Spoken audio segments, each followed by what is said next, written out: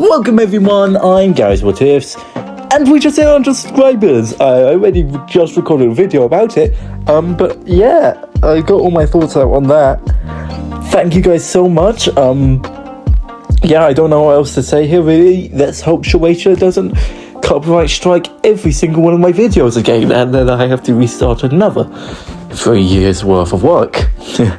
But yeah, I can't say what I can't really, yeah, I mean, I'm in shock. It is crazy to think there's 100 people who actively want to see my content.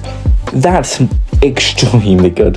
And like I said in that video when I was going over 100 subscribers, please, any comment genuinely just means a lot to me. Right, just a small thing, just a thumbs up, that would be great. But yeah, I'm not gonna hold you back. I know there's lots of people who will be watching this in the far future. Maybe when I'm at 200, I'm just kidding. But I have absolutely no idea or any care in this. I just want the what if. But so I'm just gonna go straight into it with What If Deku Had 3R Part 3. We begin as we see the aftermath of the hero versus villainous test, as the rest of the class will be taking their rounds in different buildings after Deku's beam. Waking up, Deku would once again find himself in the school infirmary, with both Bakugo, Mineta and Ida in beds next to him. Bakugo having a notable amount of belts holding him down. A silence taking over the room. Eventually, All Might would enter the room and would give the boys an inspirational speech, complimenting their dedication and commitment to trusting one another. Except for Bakugo, who would get some dialogue from the number one hero about how rash and violent he was, but All Might would be thinking that Bakugo was just acting really. He would also scold Deku for using such a dangerous move. Remember, this is a school. Consequences will happen if you take it this far again. As All Might would leave, the boys would recover. We'd see him de-transform and cough up blood. Damn, I really need to find someone soon. Skip some time as the boys would be fully recovered and would be eating in the cafeteria. However, due to his performance in the test, Bakugo would be eating alone, although Kirishima would eventually join him. As Mineta, Uraka, and Deku and Ida would be eating, they begin to discuss what makes them want to be a hero. Ida going on his rant about his brother and wanting to stand next to him. Uraka explaining that she just wants some money, and Mineta explains that he originally did do it for money and girls, but thanks to his best friend, he changed and now wants to fight right alongside Deku. No matter how weak his quirk is, he always pushed to fight by the side of his friend. Uraka and Ida clapping and encouraging Mineta, who began to cry from a girl smiling at him. So what about you, Midoriya? Oh, me? He stuttered, gripping his gloved hands together. As we'd see a flashback, Deku would be standing over Inko's body with a figure behind him. Mummy? He whimpered out, reaching his gloveless, blackened hands out. Cut back to present day, Deku, who'd stop himself from barfing. I want to kill that bastard, he said out loud, making the group silent. Sorry? I mean, there's a villain and I want him to lock him. I want to lock him up. However, he'd be cut off by an alarm of a break-in being set off. As this section of the alarm and failed break-in from Shigaraki destroying a wall would go the same as in canon, with Ida getting Uraka's help, with him making him float over the panicked crowd to calm everyone down. So as the days would go by, eventually we see the class on the bus on the way to USJ and begin to discuss their quirks. As yes, I do think I might be skipping some things, I hope I'm not. Right, but yeah, I am planning, I think it's with my writing, there's lots of things I want to do, but the problem is I don't get that far. Especially with the My Hero What Ifs. I think I've, at most, in a What If, covered the first test of this sports festival. That's as far as I've gotten with a single My Hero What If, and I don't want that to be the case with this, so I will be skipping lots of things. So as the days would go, eventually we would see the class on the bus to USJ whilst discussing their quirks. Now Deku's outfit here would basically be the same as it was in the last part, so Rudo's cleaner uniform, but more rudimentary and designed to be more practical. As the class would start discussing their quirks, Deku would once again, as for some reason I have to write an explanation every part for some reason, Deku explaining that he has 3 charges, each charge being able to be used to turn a broken item or abandoned item into a weapon, with the strength of the ability of the weapon being linked to how much love the item has received and the circumstances of that love. Bakugo, listening in onto the conversation, would say out loud, "I bet that's how you kill." But before he could finish the sentence, Deku would give a death scare at Bakugo, who would feel a shiver down his spine and would quiet down. The rest of the journey being an awkward silence, as Deku would fiddle with a broken toy. Arriving at the USJ, the class would be introduced to Black Hole, who teach them about how they need to learn to use their quirks to protect and not just attack. Deku taking notes in his hero notebook, wanting to preserve information and learn from as many people as possible so he can be more reliable. This dedication coming from All Might's speech that he gave to the boys. As the class would enter the dome, Tozawa would begin to explain the test. Suddenly purple mist would appear in the middle of the dome, with Shigaraki and a large amount of villains pouring out of the mist that would form yellow eyes. Aizawa instructing the class to run away and call for help as he rushed down the stairs and slowed down the miniature army. As the class would follow their teacher's orders, Brother Kurogiri would appear, blocking the class. Deku, Bakugo, and Kirishima launching themselves at him. In his hand, Deku would have an extendable baton that, when turned, its extendable head would shoot out far longer than the usual baton, and with its extreme speed would blast through the mass. I'm afraid that won't work. However, Kurogiri would be carved by Bakugo blasting his metal weak spot.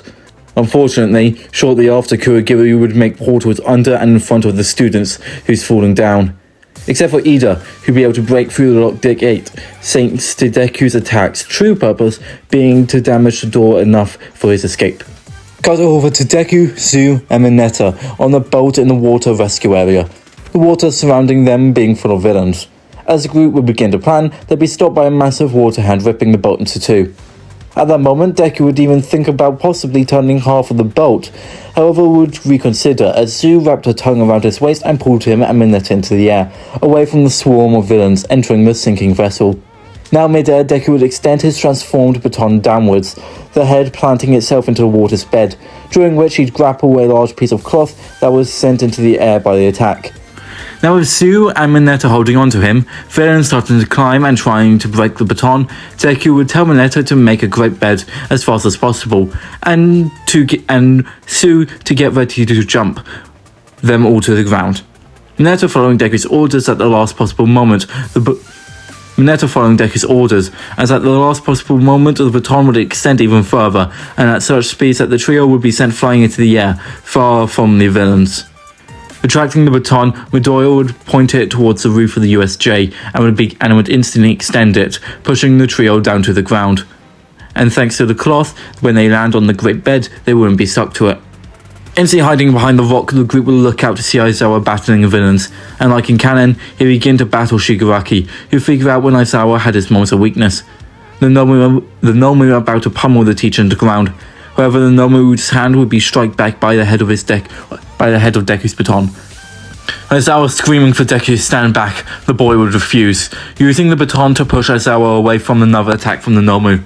The Nomu grabbing the baton shaft and snapping it, shocking Deku for enough time for Shigaraki to appear and grab Tsu's face, only for Aizawa to use his quirk on Shigaraki for a short term, for Nomu would punch him, blasting the hero into the air, the monster getting ready to jump.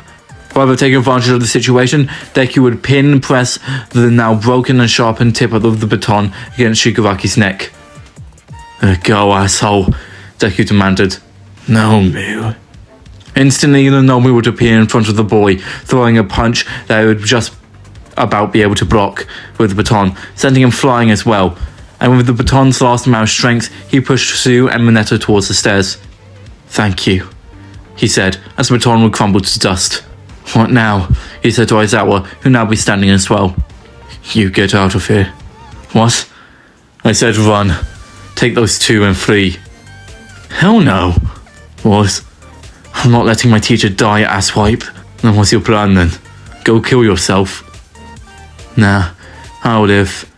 'Cause if I don't, then I won't be able to kill that bastard."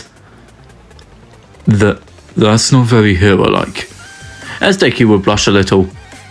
You didn't hear that. Although he'd be carved by Aizawa passing his binding cloth. "You said your weapon's power is equal to the love it had, right? Well, I've been using this scarf my entire professional career. It's protected my life so many times. I'll stay back and weaken him, whilst you starve us for time. Alright. Suddenly Nomu would appear in front of them, reaching for Deku being the most recent cause of harm towards his master. But the creature would miss, Deku having wrapped the cloth around his leg and swung around his legs. The cloth now being transformed, and with a big green X2 on it to signify the use of 2 charges. The cloth now being much longer and much sharper, now being more rigid and being made of tight angles, losing its cloth-like properties. Now being hard and sharp. Basically, Deku can manipulate the cloth in any way he wants, right? So he can make it move in sharp angles mid-air. Jumping back, Deku would begin running around the creature's legs. The binds would stick to Nomu, barbed spikes protruding from the inside and digging into the creature like nails. However, behind the battle, Shigaraki would be fighting Aizawa. Seeing his master in danger, Nomu would grab his binds and swing Deku around. The boy refusing to let go, he'd wrap himself in the binds, creating a sturdy dome around himself, making the loose binds that connect the ball to the binds around Nomu's legs hard, keeping the ball in the air. The Nomu falling to the ground face first would start pushing itself towards Aizawa, trying to protect its master. But ice would suddenly get in its way, encasing the creature as Todoroki, Kirishima and Bakugo would arrive. Backing on Kirishima having pinned Shigaraki down. But the creature would break out of the ice and continue its pursuit. "Oh no you don't!" Deku yelled, pulling the binds that connect them, sending the ball down onto the villain with enough force to cause a crater and the ball to bounce back up and harden the connection once again. However, Nomu would survive. "You idiots," Shigaraki laughed. "He's got multiple quirks, and one of them is shock absorption," he bragged. The Nomu slamming its fist into the ground with enough force to launch itself towards the master. Deku sending the ball down once again, but it'd be too late as the Nomu would be right above Shigaraki, Kirishima and Bakugo. Using his quick thinking, the ball would unravel, and a cage or bindings would form around the 5 of them, like a bird cage. "You two grab on!"